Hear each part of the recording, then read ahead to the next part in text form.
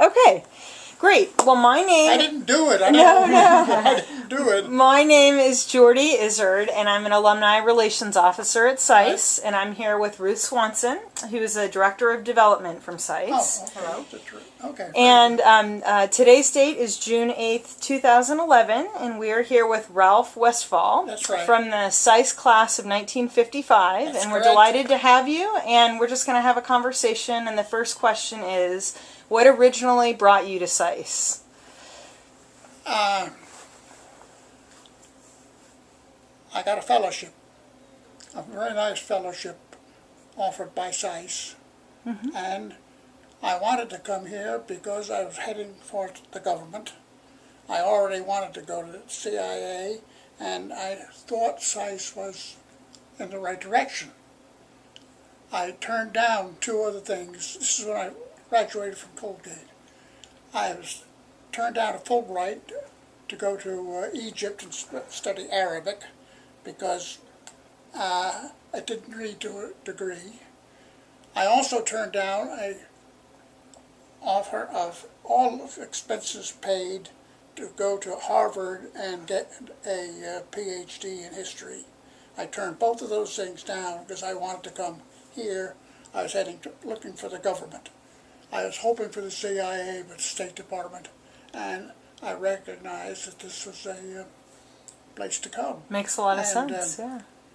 I met Grave Hames up in New York. He told me more about the school, and they offered me a scholarship for $1,500, which in those days was very good money. So I was coming here specifically because I wanted to go to the government, and I did not want to go to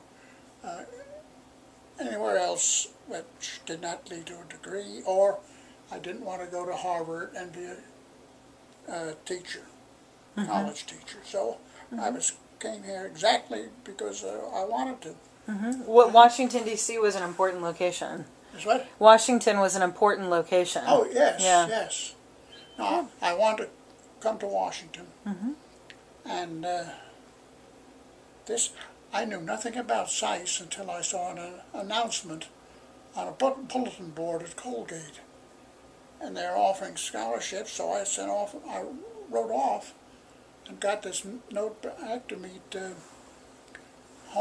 C. Grove Haynes up in New York. And that settled it for me. I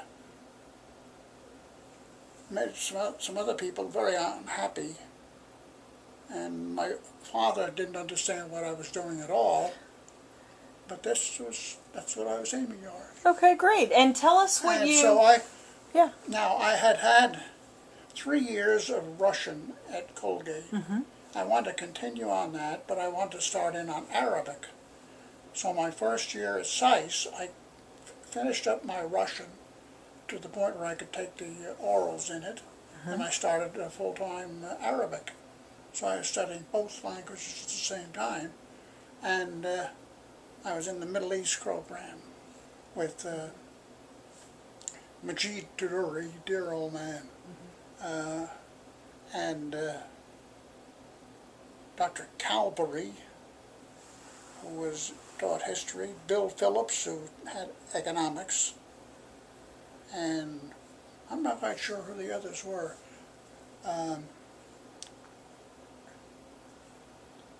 Priscilla Mason was the lady in charge.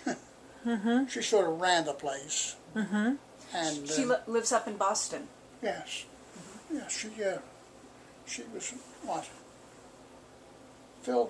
She was Phil Sayers' Girl Friday, and she ran the place. And Phil Thayer, of course, was the dean. I was a member of the student council and the social chairman, and I very quickly learned that if you wanted anything out of Thayer, you didn't go in the morning, you went in the afternoon after he had had lunch at the Cosmos Club. After he had been at the Cosmos Club for lunch, you could get anything you wanted. And that picture, I was the social chairman. That was our spring party of 1954. That's the... So they're wearing leis. It looks like they're wearing Hawaiian leis. Yes. Was it a Hawaiian theme?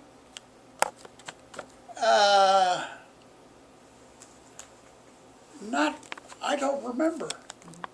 It sure looks like it.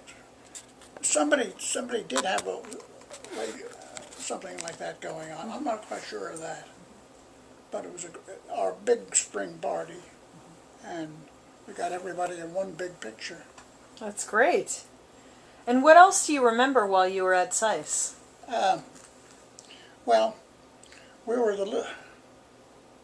we were known as the Little Red Schoolhouse on Florida Avenue. Uh-huh. And And I liked it because it was very small and very compact. And now the students didn't call it the Little Red Schoolhouse, did they? did what? Did the students call it the Little Red? Oh yes, that was a standing joke. And it was a joke about communism? Somebody like Joe McCarthy Right. had originally, because it was supposed to be a bunch of liberals. Oh, silly. I also worked in the library while I was there, part-time. And my first venture into national politics, Joe McCarthy had called George Marshall a traitor or some such thing. And I sat down at the library typewriter one night and wrote a letter to the White House saying that Eisenhower ought to take a stand about this. That was absolutely awful that somebody like Joe McCarthy to call George Marshall a traitor. And of course, it never occurred to me. I was going with the government too, and I might get myself in a little bit of trouble with that. But this was, Yeah. one thing I remember is everybody was very bright. We had no dummies. We had a couple of people who really didn't belong. They didn't last. They really didn't last, and it was very hard work, really, particularly when you were taking two languages and keeping courses at the same time. But they had a very good faculty with Majid Kaduri and Bill Phillips particularly, and Paul Leinebarger was also on the faculty, good man. I also think I have one distinction about SAIS alumni. I'm quite sure I'm the only one who got a criminal record in the District of Columbia while I was a student. I suspect you may be the first one. The first one. Yeah. Not okay. the only one. As far as I knew, nobody else had gotten one, but I had to work in the summer times. No, I had this scholarship, which was very nice, but I had to have a summer job as well. I got a job driving a Jack and Jill ice cream truck. They sent me on one day with a guy on a route in Alexandria to break in, and then went on my regular route, which was up in northwest Washington.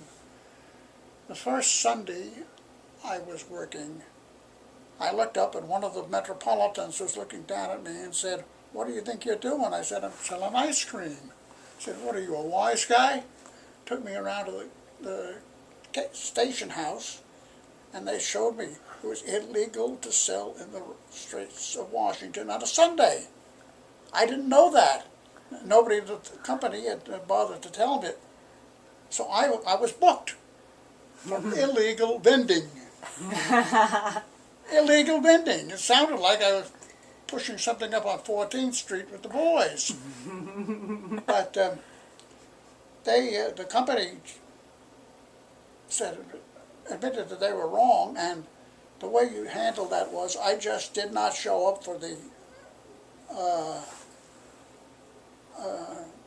time, and I just forfeited the collateral, but it stayed on the record.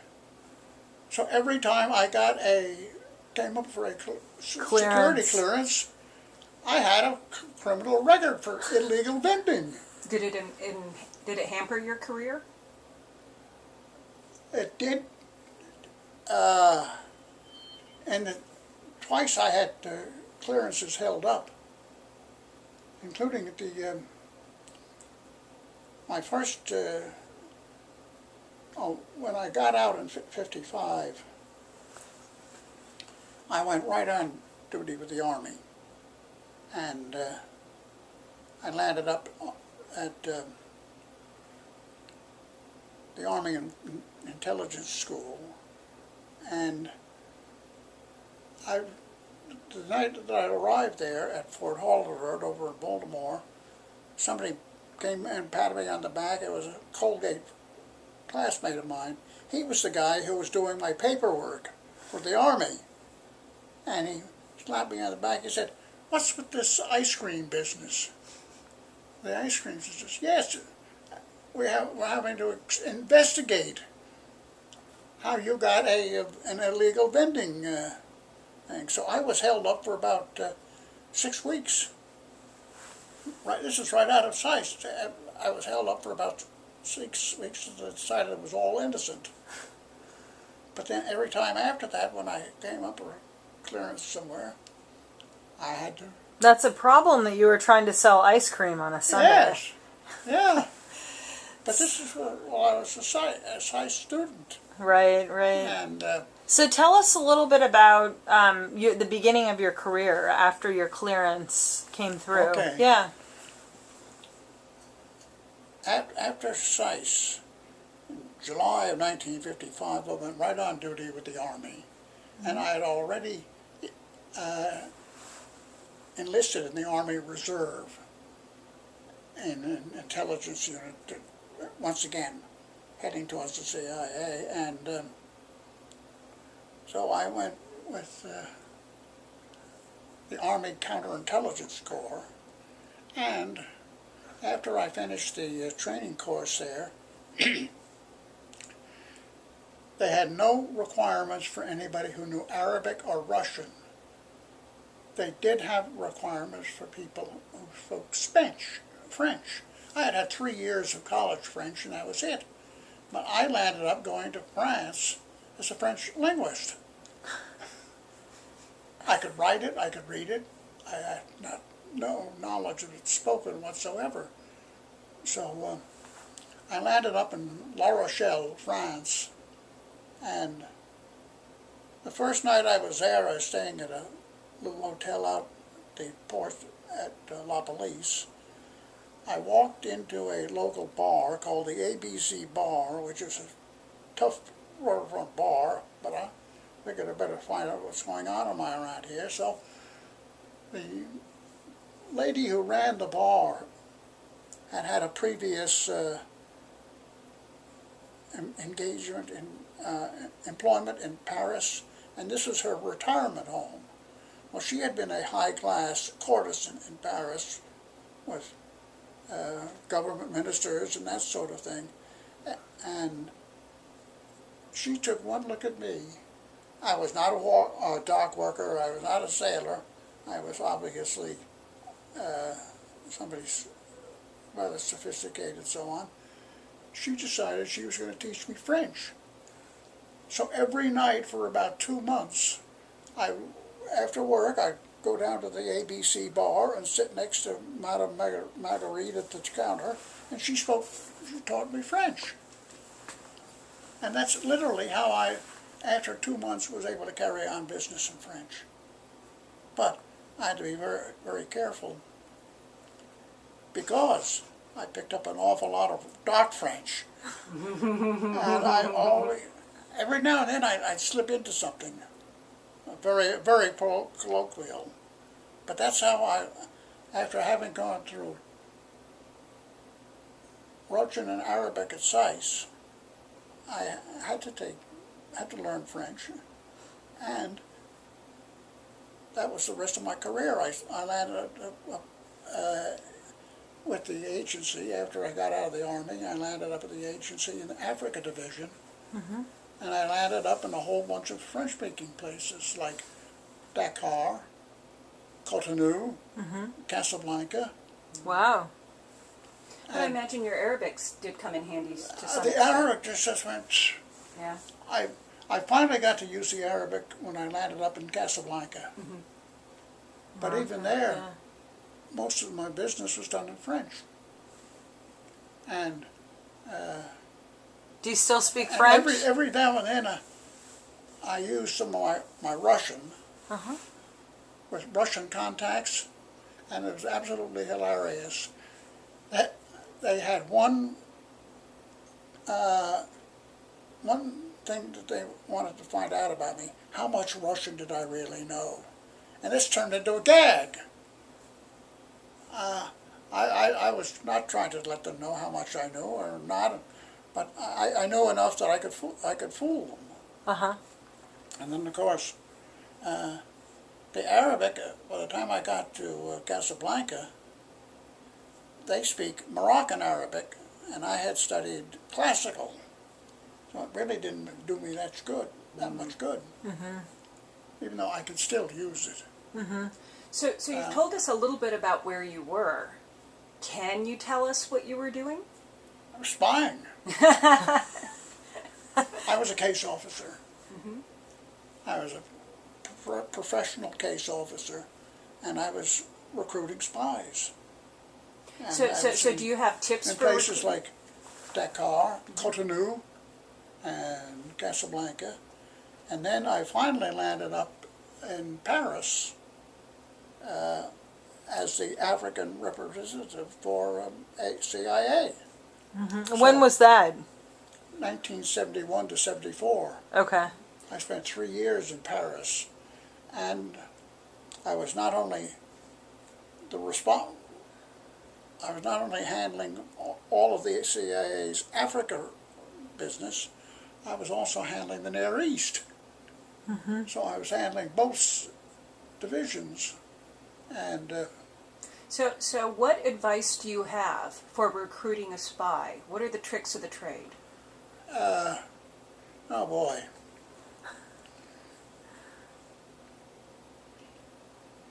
Don't think you know too much. Don't think you know too much. There's always more that you can learn, and be very, very careful in dealing with people like journalists. I got burned by a journalist right from the beginning when I was in the Army. And if you're going to be a spy, stay away from journalists. They're bad news, period. And the other thing is, work on your language.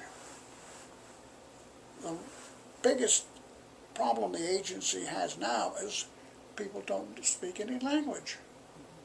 And I was lucky that I had 3 languages to go in with. I also spoke German. That was a long time ago. So I had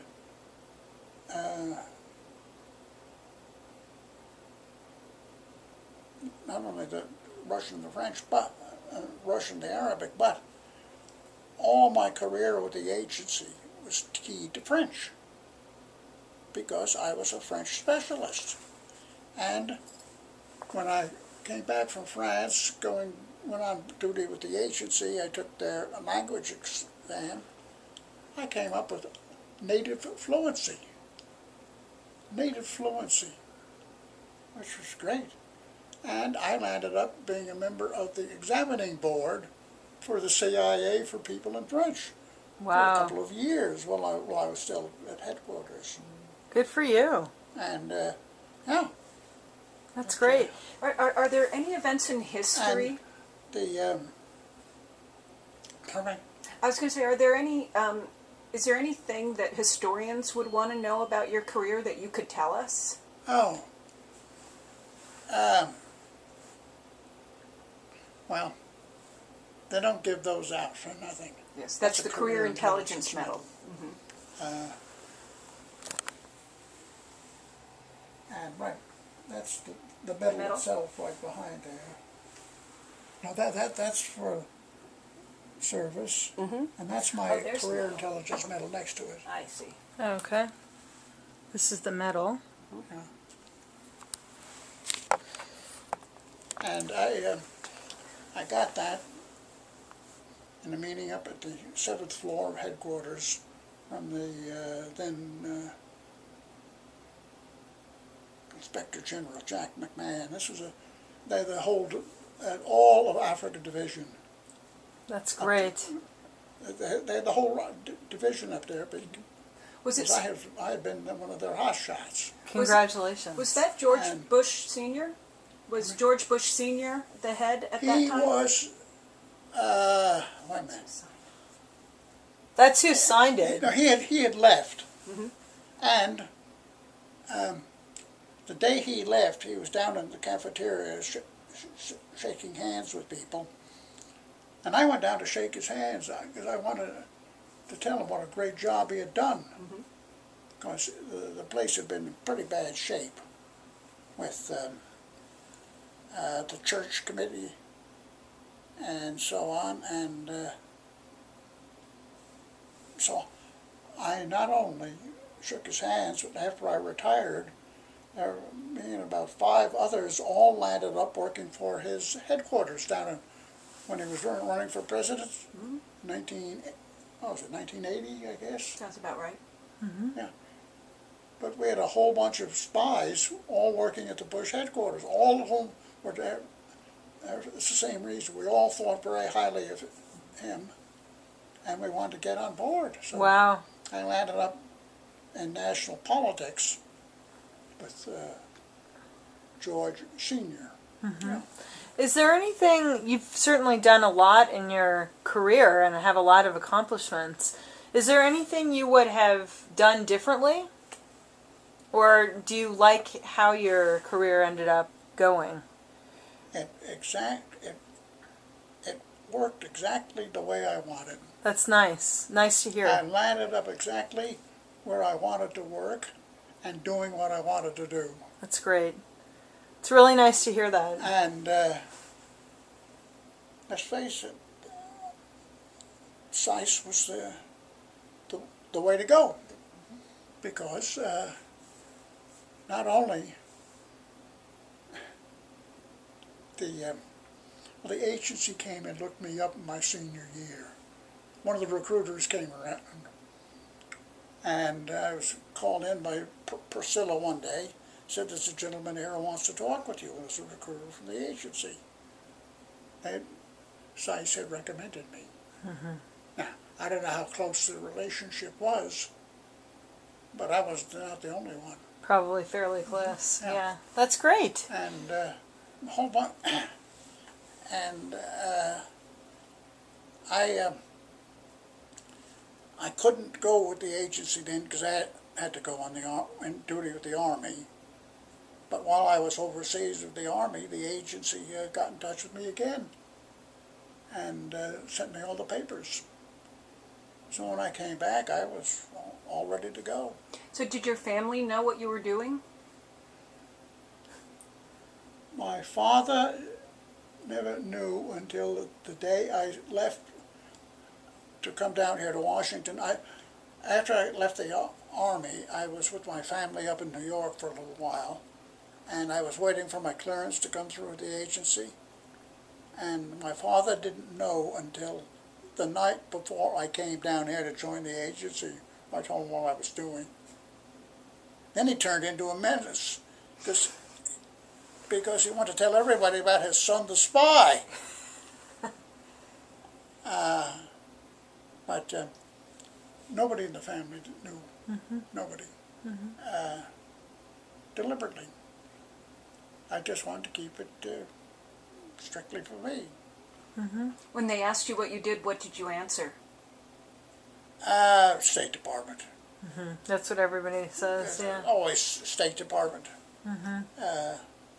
And of course I did land up doing tours with the State Department undercover.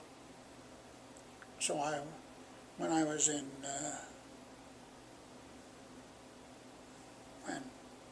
Casablanca, in Dakar and Casablanca, I was integrated, they call it, integrated with the State Department. So I was a State Department officer. Mm-hmm. And when I went to Paris, they had no slots for integrated people. So I had to resign from the Foreign Service to go to work in the embassy in Paris. Absolutely crazy. All of my household effects had to be shipped from Casablanca to Baltimore, back to Le Havre. Well, in those days, I owned Casablanca Harbor. I could have gotten everything on a boat and had it up in Paris in 2 weeks. But it took 2 months, Right. because of my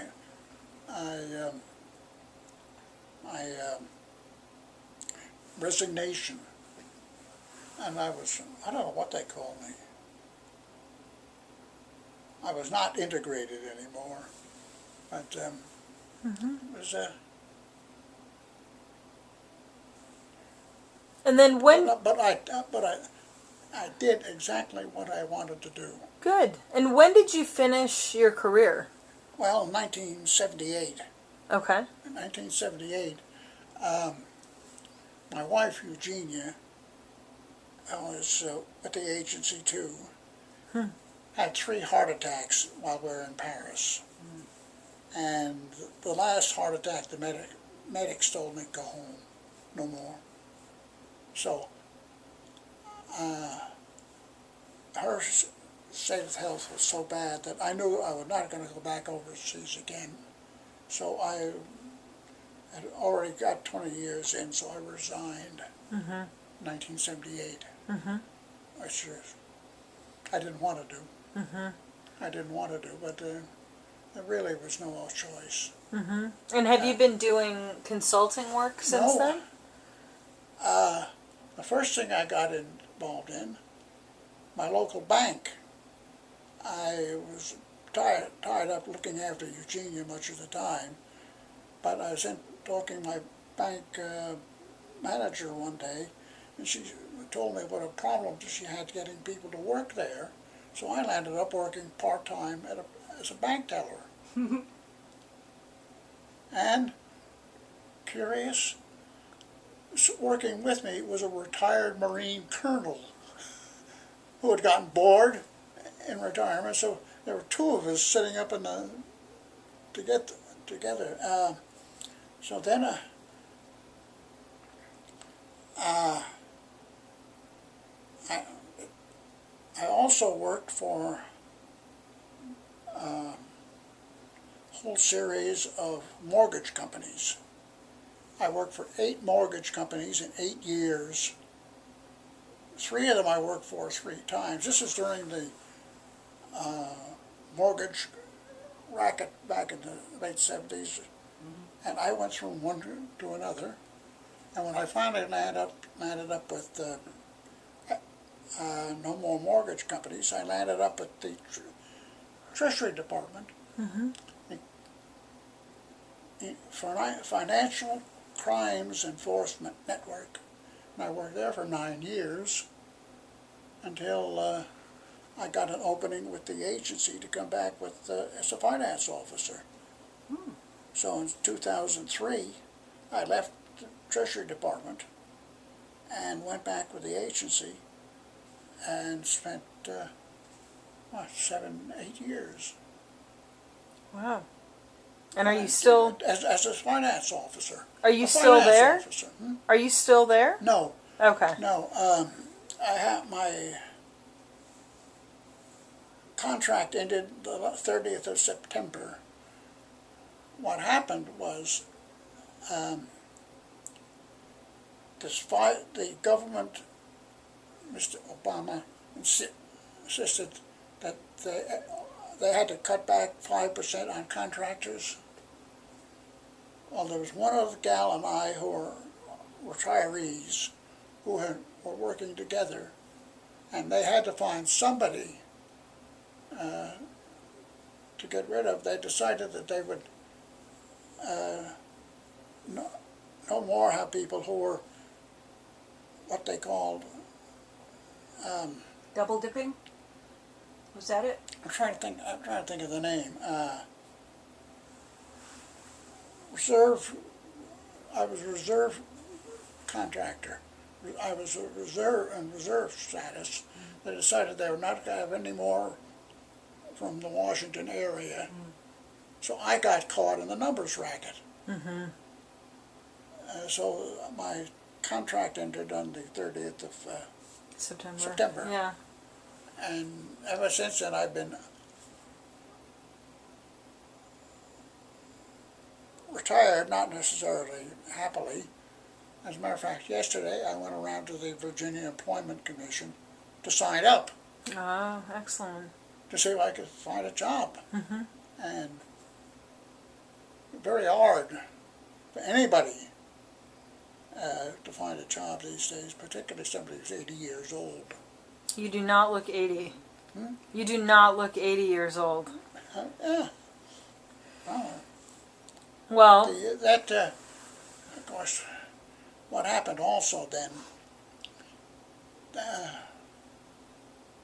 the week that I retired, my wife broke her hip and ended up with a hip replacement. She was in the hospital for several weeks for that. Then she was back in the hospital with pneumonia. Oh. She got out of that. She came back, had to go back in for an E. coli infection. Oh, gosh. So she had one thing after another. and then you were in the hospital. Then I landed up in the hospital getting a, Defibrillator. defibrillator and a pacemaker. And And that's Wow. when she called me. yes, Yeah. yeah, Yeah. that's right. Yeah. That's why I was in getting my defibrillator, and I'm doing fine. Good. Great. Good. I'm doing fine. That's why I decided I was going to see if I could get a job doing something part-time. Because when I retired, I started out as a part-time plank teller. Sure. So I figured Good. I get 3 or 4 hours here or there. Why not? Great. Well, 'Cause I'm not ready to quit. yeah, no, I get it. I was not happy with the agency, but they were stuck. They were stuck, and there's this one gal that I worked with that was in the reserve cadre business also. So we got caught in the numbers.